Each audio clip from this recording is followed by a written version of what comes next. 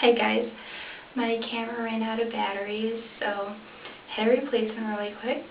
I remember 6th grade I started developing, and middle school didn't make it any easier.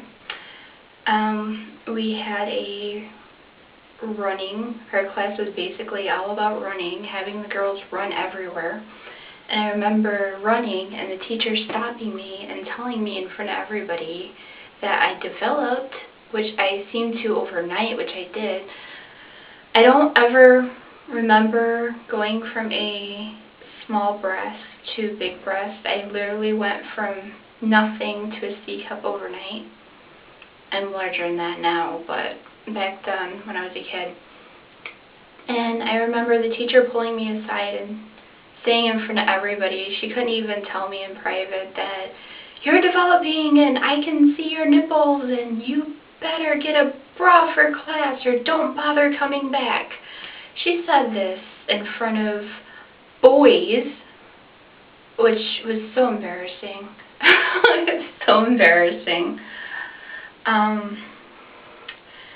Wow, it was very embarrassing. And after that, I just felt like guys couldn't stop ooling ever since. That was kind of a hard coming out for a girl. And I did get teased relentlessly for it, which made me a little self-conscious. It was really hard to get over middle school. I think middle school is the most damaging. You get a lot of wounds that never heal completely.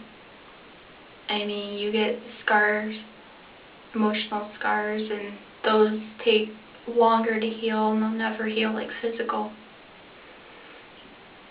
And I still have issues stemming from it. I still have some anxiety stemming from it. I've had girls push me around, mock me, make fun of me, and that carried on to high school.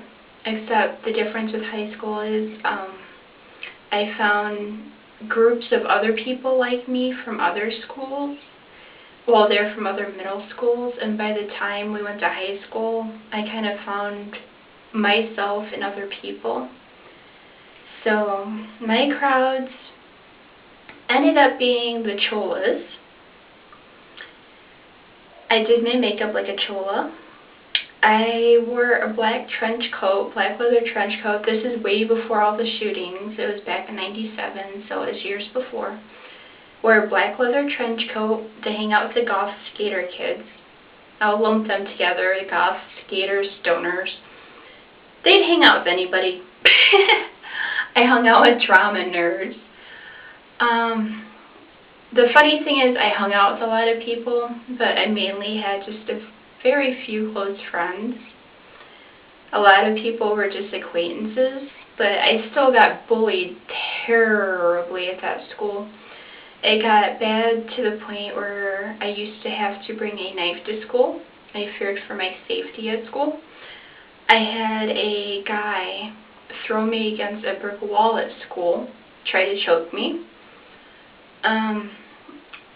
I had a lot of people make fun of me, call me blue-eyed devil, blonde hair, all that, just so much hate. It got so bad, I got to the point where I ended up dyeing my hair like a brown-black just to fit in with everybody else. And again, I was not being me. I was really unhappy because I wasn't being me, which is like really sad. A lot of my teenagedom was like so repressed like that. I just wish I had somebody that was strong enough at the time to tell me it was okay to be myself, which I didn't. They didn't have people talk about stuff like that back in my school. People didn't have sensitivity training or zero tolerance. Basically, it was every person left to fend for themselves at my school. And I know I heard from a lot of people they didn't think school was like that, but they weren't really at the bottom of the list either. So they didn't understand like what the drudges, the people that are like on the drudges is social networking. would be, like, subjected to, maybe. Because I hung out with, like, such the weird oddballs. And a lot of our school focus is based around being a jock or sports or physical fitness, and basically I was Miss Anti-Anti. I would rather skip school to avoid the bullies, and a lot of my bad behavior came from that. And I think if I had people back then tell me to be myself, or if I had any sort of mentoring, I think I'd be a completely different person today. I think a lot of what I am now is what I've gotten pushed into, which makes me question everything, second guess everything, and still have no sense of identity. I feel like I'm still totally lost.